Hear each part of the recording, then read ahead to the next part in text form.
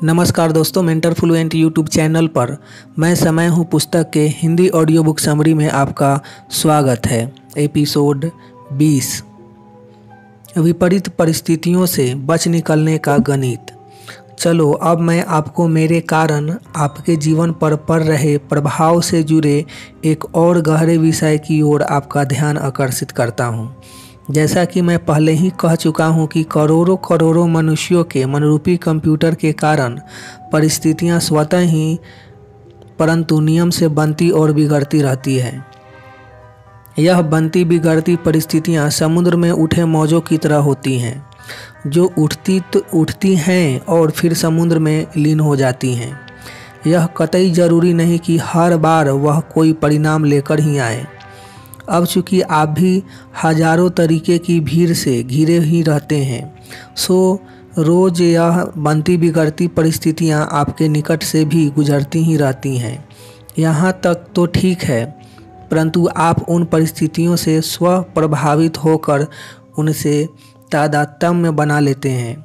ज़्यादा सीधा भाषा में कहूँ तो दूर बन रही कोई परिस्थिति को देखकर भी आप ऐसा मान लेते हैं कि यह आपका ही कुछ बनाने या बिगाड़ने आई है, और बस यही सावधान रहने की आवश्यकता है, क्योंकि आपके निकट से गुजर रही उन परिस्थितियों का वाकई आपसे कोई ताल्लुक है या नहीं, यह सोचे बगैर ही आप उसका हिस्सा हो जाते हैं। और ज़्यादा स्पष्ट कहूँ तो एक उसी के कारण आप बार बार फंस भी जाते हैं। इस बात को मैं चंद उदाहरण से समझाता हूँ। अक्सर आपने पुलिस की जीप को सड़कों पर तेज़ी से दौड़ते देखा ही होगा।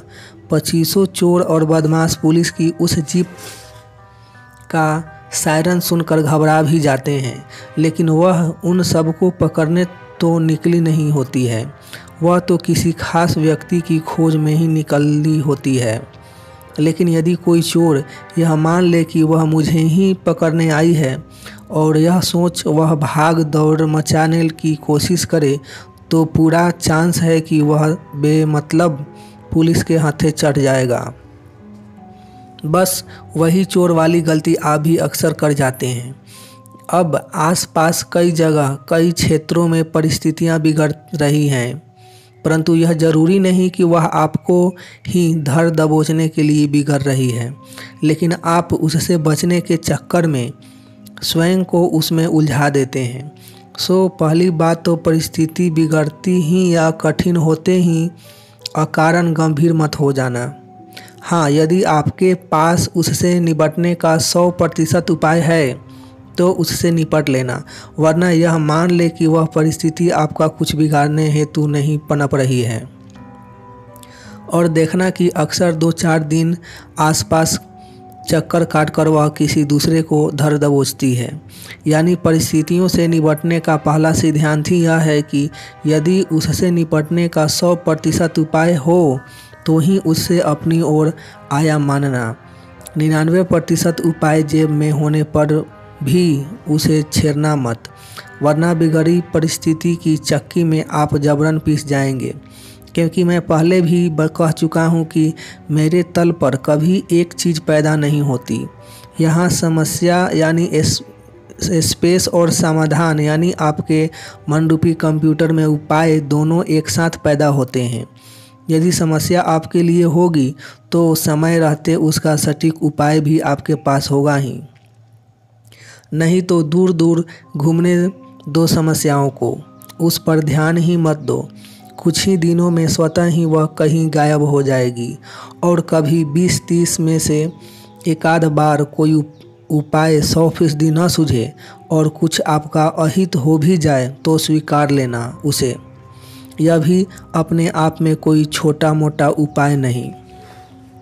सो कुल मिलाकर कहने का तात्पर्य यह कि 50 समस्याओं में से एकाध समस्या ही वास्तव में आपको घेरने आई होती है। परंतु जल्दबाजी न करें। जब तक उसे भी सुलझाने का 100% उपाय उपलब्ध न हो जाए इंतज़ार करें। बाकी बची 49 को तो सिर्फ नज़रअंदाज करें। बाकी की समस्याएं आपको परेशान ही इसलिए कर पाती है कि आप घबराकर जबरन उनमें टांग अड़ा देते हैं। देखना, मुसीबत से बचने का यह अनूठा सिद्धांत जीवन में अपनाते ही आपके पास समय ही समय हो जाएगा, क्योंकि फिर बेमतलब हाथ में चाइनीज रैकेट लिए आप समस्या रूपी मच्छरों को मारते नजर नहीं आएंगे। ऐसे में सफलता दिलवाने वाली परिस्थितियां भी आपको स्पष्ट दिखाई दे ही जाएंगी।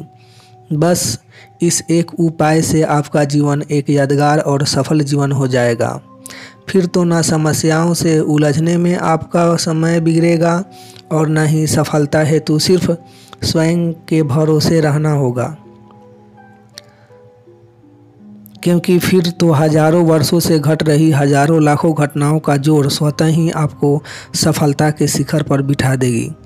मिलेंगे नेक्स्ट एपिसोड में, तब तक अपना ढेर सारा ख्याल रखिए, लाइफ को एंजॉय कीजिए, मस्त रहिए।